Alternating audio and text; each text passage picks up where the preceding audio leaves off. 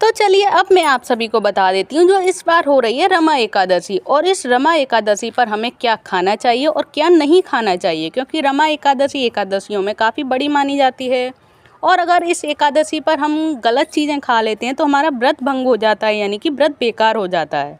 तो हमें इस दिन हमें क्या क्या चीज़ें खानी चाहिए और क्या चीज़ें नहीं खानी चाहिए, तो इस वीडियो में मैं आप सभी को यही बताने वाली हूँ कि इस वीडियो पे कि इस दिन हमें भगवान विष्णु के लिए जो हम व्रत रहते हैं तो उनको क्या क्या पसंद है और उनके लिए हमें क्या क्या हमें खाना चाहिए और उनके ही लिए हमें क्या क्या उस दिन वर्जित कर देना चाहिए।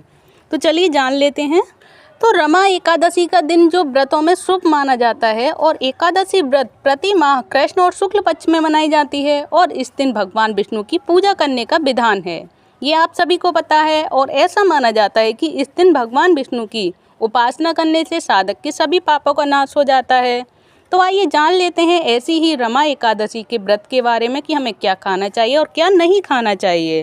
तो रमा एकादशी व्रत के जो पावन दिन पर साधक को दूध, दही, फल, शरबत, साबूदाना, बादाम, नारियल, शकरकंद, आलू, मिर्च, सेंधा नमक, राजगीर का आटा आदि का सेवन कर सकते हैं।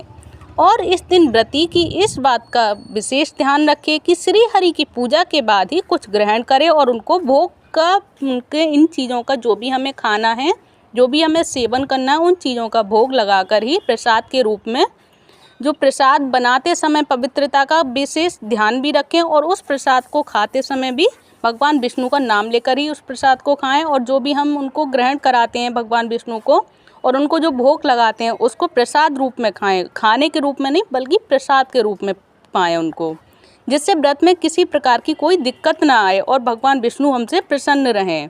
और रमा एकादशी पर मैं आप सभी को ये भी बता देती हूँ कि क्या क्या खाना वर्जित होता है और साधक को क्या क्या नहीं खाना चाहिए, जिनका सेवन करने से हमारा व्रत खंडित हो जाता है और हम पाप के भागी बन जाते हैं। तो हमें किन चीज़ों का ध्यान रखना चाहिए, तो ये भी मैं आप सभी को क्लियर कर देती हूँ।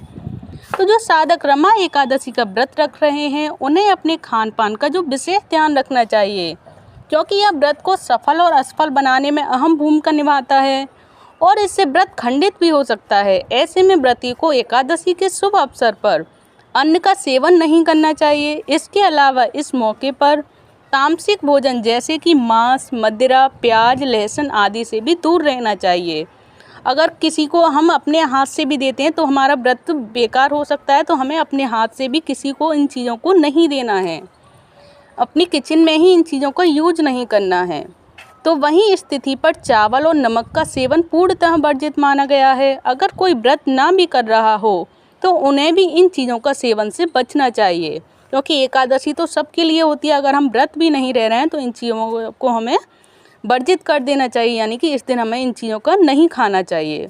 और मैं आप सभी को ये भी बता देती हूँ कि भगवान विष्णु को जब हम भोग लगाते हैं तो हमें किन मंत्रों का उच्चारण करना चाहिए भगवान विष्णु को भोग लगाते समय, जिससे भगवान विष्णु हमारा द्वारा भोग लगाया हुआ भोग प्रसाद ग्रहण करें और उनको पाएँ और हमें रूप में वो भोजन हमें फिर से हमें प्राप्त हो सके। तो हमें किन मंत्रों द्वारा भगवान विष्णु को भोग लगाना चाहिए, तो ये भी जान लीजिए आप सभी।